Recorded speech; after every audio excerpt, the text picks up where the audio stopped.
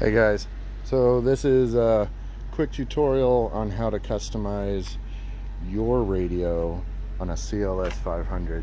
So as you can tell, I took the covers out from the trunk, and you see all these wires here. Well, these stranded wires right here, they're the speaker wires, and this one actually came with the Harman Kardon option.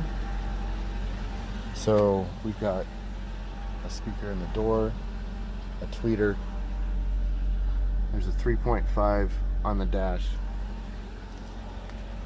the back seat has a speaker on the door, and there is a tweeter actually at the top right there. You just can't see it.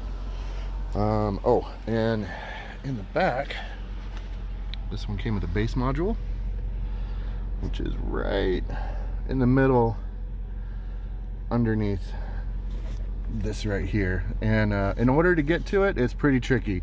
So if you're going to want to put a subwoofer in your CLS500, you're going to have to put it in the trunk.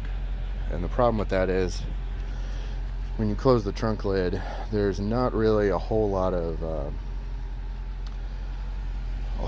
air movement to come into the cab. So you're going to want to take the base module out, and that's really tricky because they say, Mercedes, to pull the base module out of here is about 1,200 bucks.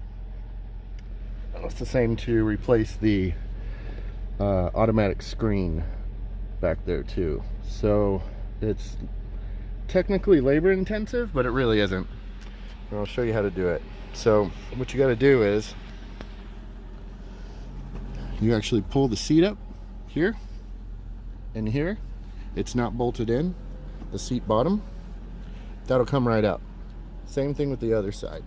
When you get over to here, this whole back piece right here is one piece.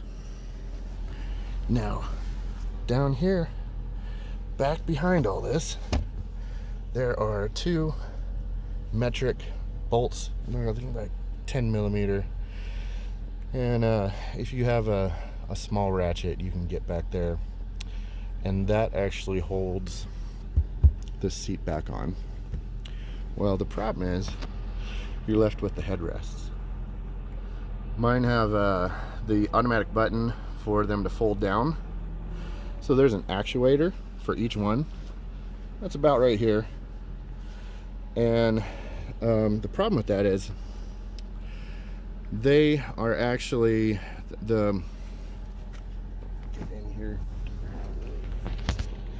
The supports, sorry about that. Okay, those chrome supports actually go through the rear deck, and what you're going to have to do is through that hole and the other one on this side, you're going to want to take a hole punch that's about it's about the width of a screwdriver. Now there's a tab in there that you're going to need to depress, and you're going to have to do it pretty much blind, but if you feel for it, you'll find it. Now on the passenger side, once you get this seat back out, you'll be able to see the tab for this guy here.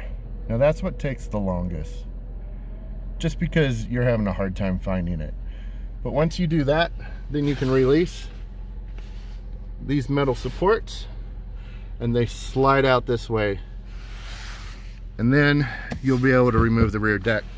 So you pull this up, it just pops right out, and then you can start to pull the deck off. Now when you get there, I wish I would have shown this video when I actually had the subwoofer out. You're gonna get there and you're gonna wonder, why is it not coming out? Well, that's because there are screws underneath here that hold it on, and they are, I don't know, I gotta put them back in. But they are right under here somewhere. There's about 4 or 6. You'll see them, they stick right out. And the trick is See that tab right there? See how it's slotted? You actually twist the base module and pull it out. Now you can tell I cut my speaker out, and that gives me a huge porthole for the bass to travel through and be heard louder inside the car. Now I went ahead and I took some Pioneer Pro Series tweeters. I think they're like 2-inch or something like that. They're huge. And there's actually a place for surround sound speakers and the bass module. This one didn't have that option. Well, I put some tweeters back there, or you can put some really small mids or something, I don't know. So put all that back together, save yourself 1,200 bucks. Well, now we get to the good part.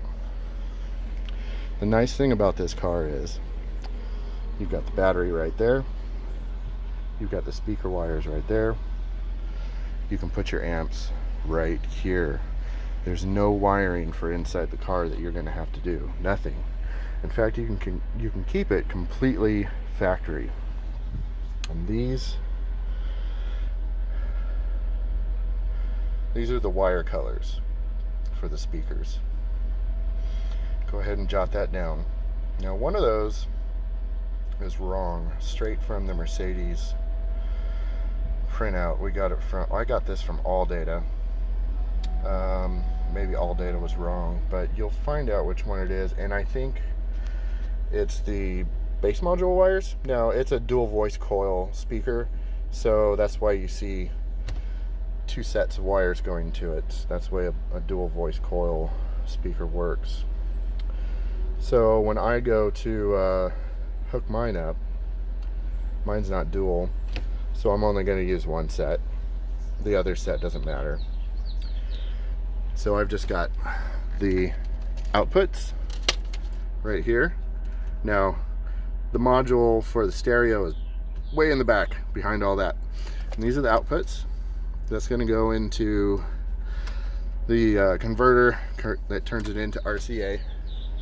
That'll go to my amps. And then my amps convert it back and go to the outputs. So pretty simple. I haven't replaced the speakers in the car yet. It's still a project, but I wanted to show you how you could actually accomplish this pretty quickly.